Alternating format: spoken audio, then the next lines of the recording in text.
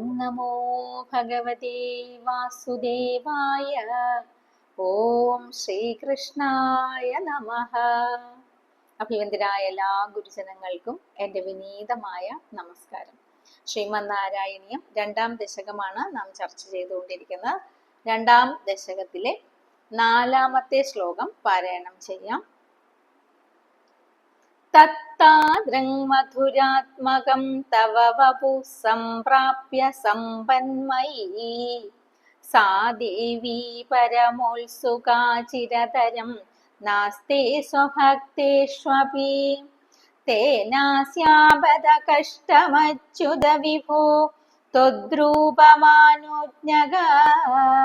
പ്രേമസ്ഥൈര്യമയാദചാബലബലാചാപല്യവാർത്തോദഭൂത്. സന്ധി വിച്ഛേദം നോക്കാം.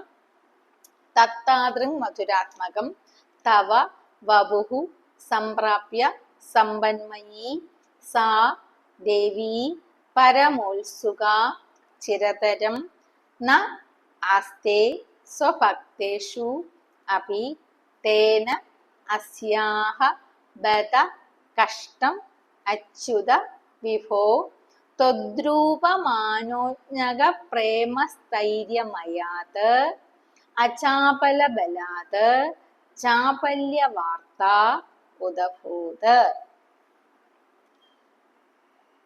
നമുക്ക് പദം നോക്കാം, പദത്തെ പിരിച്ചു നോക്കാം. തത് താദൃക് മധുര ആത്മകം സമ്പത്ത് മയി പരമ ഉത്സുക ചിരതരം ത്വത് രൂപ മാനോജ്ഞക പ്രേമ സ്ഥൈര്യമയാത് അചാപല ബലാത് ചാപല്യ വാർത്ത. ഇതൊക്കെ എളുപ്പമുള്ള പദങ്ങളാണ്.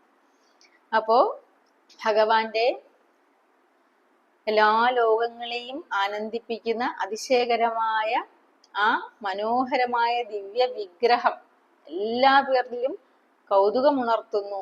അതുകൊണ്ട് ലക്ഷ്മി ഭഗവതി ഇതാ ഭഗവാനെ വിട്ടുപിരിയാതെ ഇരിക്കുന്നു എന്നാണ് വർണ്ണിക്കുന്നത്.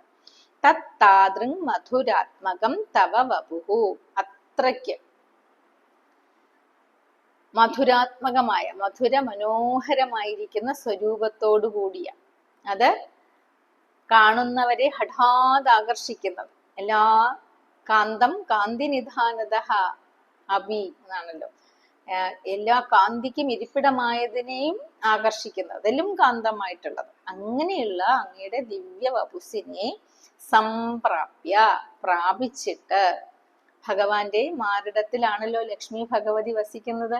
അങ്ങനെ വസിച്ചിട്ട് സമ്പന്മയീ സാ ദേവി, സമ്പത്തിന്റെ സ്വരൂപിണിയായിരിക്കുന്ന ആ ഐശ്വര്യ ദേവത പരമോത്സുക, അങ്ങയിൽ കൂടുതൽ അനുരാഗിണിയായിരിക്കുന്നു. അങ്ങയെ വിട്ടുപിരിയാൻ ആഗ്രഹിക്കുന്നതേയില്ല. അതുകൊണ്ട് എന്താ സംഭവിക്കുന്നത്? സ്വഭക്തേഷു അഭി ചിരതരം ന ആസ്തേ. തന്റെ ഭക്തന്മാരെ ദേവിയെ വിളിക്കുന്നു, ഐശ്വര്യ ദേവതയെ ഐശ്വര്യം ഉണ്ടാകുവാൻ വേണ്ടി വിളിക്കുന്നു. ഭക്തന്മാരുടെ അടുക്കലേക്ക് അമ്മ എത്തുന്നു. പക്ഷെ ഒരുപാട് സമയം അവരുടെ അടുക്കൽ വർത്തിക്കുന്നതേ ഇല്ല. ഭഗവാനിലുള്ള അനുരാഗം കൊണ്ട് ദേവി വേഗത്തില് ഭഗവാന്റെ അരികിലേക്ക് മടങ്ങിപ്പോകുന്നു. തേന, അതുകൊണ്ട് അസ്യാഹ, ഈ ദേവിക്ക്, ഇവൾക്ക്, ഈ ദേവിക്ക് ത്വദ്രൂപമാനോജ്ഞക പ്രേമസ്ഥൈര്യമയാത്, ഭഗവാന്റെ രൂപ ലാവണ്യം കൊണ്ടുണ്ടായിരിക്കുന്ന പ്രേമം, ആ പ്രേമത്തിന്റെ സ്ഥിരത കൊണ്ട്, ഭഗവാനിലുള്ള വർദ്ധിച്ചതായ അനുരാഗം കൊണ്ട്, ആ സ്ഥിരത കൊണ്ട് അചാപല ബലാത്, അതായത് ചാപല്യമില്ലായ്മയുടെ ബലം കൊണ്ട്. ലക്ഷ്മി ദേവി ഒരിക്കലും ചപലയല്ല, ഭഗവാനിൽ തന്നെ വസിക്കുവാൻ ആഗ്രഹിക്കുന്നു. അത് ചാപല്യമില്ലായ്മയാണ്. പക്ഷെ ഭക്തന്മാരുടെ അടുത്തുനിന്ന് വേഗം ഓടിപ്പോകുന്നു. അതുകൊണ്ട് ചാപല്യ വാർത്ത ഉദഭൂത്, ചപലയാണെന്ന് ജനങ്ങൾ പറയുന്നു. ബത, കഷ്ടം, ആശ്ചര്യം, കഷ്ടമേ കഷ്ടം എന്നാണ് ഇവിടെ വർണ്ണിച്ചിരിക്കുന്നത്. അപ്പോ ആ ഭക്തിയില്ലാത്തവര് ശരിക്കും പറഞ്ഞാല് ഈ വിഭൂതികൾ കണ്ട് ഭ്രമിച്ചിട്ട് വിഭൂതികളെ ആഗ്രഹിക്കുന്നു. വാസ്തവത്തിൽ ഭക്തന്മാര് ഭഗവാനെ തന്നെയാണ് ആഗ്രഹിക്കേണ്ടത്. ആരെ പോലെ? ലക്ഷ്മി ഭഗവതിയെ പോലെ. ലക്ഷ്മി ഭഗവതി ആരാണ്? സമ്പന്മയി, സമ്പത്തിന്റെ ദേവതയാണ്. പക്ഷെ ഈ സമ്പത്ത് ഭക്തന്മാർക്ക് കൊടുത്തിട്ട് ദേവി ഭഗവാന്റെ അരികിലേക്ക് ഓടിപ്പോകുന്നു. ആ ദേവിയെ കണ്ട് ഭക്തന്മാരും ആ ദേവിയുടെ ആ ഭക്തി, ഭഗവാനിലുള്ള ഭക്തി കണ്ട് ഭക്തന്മാരും മനസ്സിലാക്കണം എന്നൊരു സൂചന ഇതിലില്ലേ എന്ന് നമുക്ക് ചിന്തിക്കാം.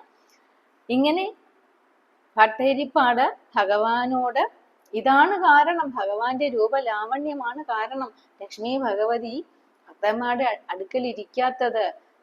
ആ അജാബല ബലം കൊണ്ട് ചപല എന്ന് വിളിക്കുന്നു എന്ന് പറയുമ്പോ ഭഗവാൻ തന്നെ ചോദിക്കും, എന്താണ് എന്റെ സൗന്ദര്യം കൊണ്ടാണോ അതോ ഭക്തന്മാരുടെ കുറ്റം കൊണ്ടാണോ ഭട്ടേരി?